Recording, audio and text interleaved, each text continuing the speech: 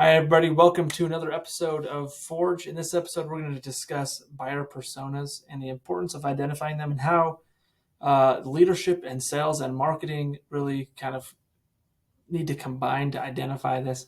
So, a buyer persona is a fictional character that you are targeting. Okay, but this fictional character represents your actual target audience. By identifying a persona, or some people call this an avatar, and maybe there's some slight differences there. I've always used them fairly interchangeably. But by identifying them, you're going to identify some very key information about them, like give them a name, give what is their sex or gender or age, information about their lifestyle. Are they married? Do they work? What's their income? All of this information, a fake person, but that represents your target audience. By doing this and throw in some actual images, this gives the marketing department or your marketing team someone to clearly envision when they're targeting, when they're creating audiences, when they're creating ad copy, when they're creating videos and things like that. As your team does this and as your business does this with these people in mind, then they become more authentic because you'll be speaking to these, even though you've done it with fake person in mind, you'll be speaking to the real people that they represent in a more authentic way. But before you can ever do a persona, you have to know some things about you yourself. And this comes from your leadership. This comes from mission, direction, vision, objective, your purpose. And so being very clear about what is the brand's purpose? Why do you exist? What do you have to offer? What problems do you solve? Then knowing and understanding what is your brand's position in the market? How do you compare and as it relates to your competitors? Are you cheaper than your competitors? Are you of a higher quality? So yeah, you might be more, but like more expensive, but higher quality. Are you more convenient to do business with? What is it that differentiates you? So start in your brand position, you should be identifying some differentiation. How do you in the marketing landscape, in the market landscape, excuse me, of your industry, where do you lie? How do you fall? And how do you compare to your competitors? So, and then something like a brand promise is something that is valuable to your target audience, related to what you can solve, your brand purpose, the problems that you can solve, and something that you can deliver on time after time after time, repeatedly, consistently, and predictably. No outside forces can impact it. Something that you can deliver because you can promise it, so you deliver on it. Leadership really sets that, right? From the highest levels, whether that's an executive board, that's a founder, whatever that comes from, at more of in bigger companies, that's going to come from boards down, but like at a unit or a division, or you have to have these very clearly understood before you can identify your brand persona. Well, how does sales come into this? You can't just make up your brand persona and say, well, this is who I'd like to target. This is who I think it is. That's a great place to maybe start, but you must use data, and that data oftentimes is going to come from a sales team.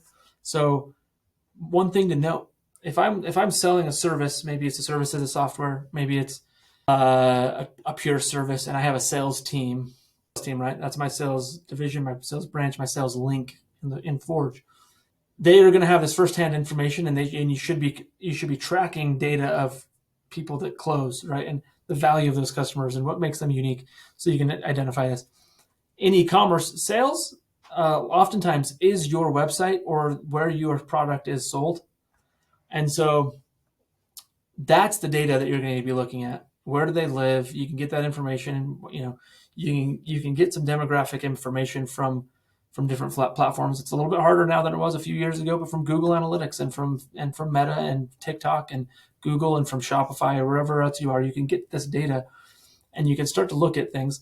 And importantly, don't forget this: if you're e-commerce, a post-purchase survey, like No Commerce or something like that, amazing information that you can gather from that. And if you ignore the data, you may go in the wrong directions. For example, at our agency, we had a client who it was for pregnant women and women who had recently given birth, so recently postpartum women. So who is the target audience there? Well, the easy place to start is the women, but their product is actually more of a gift for those women.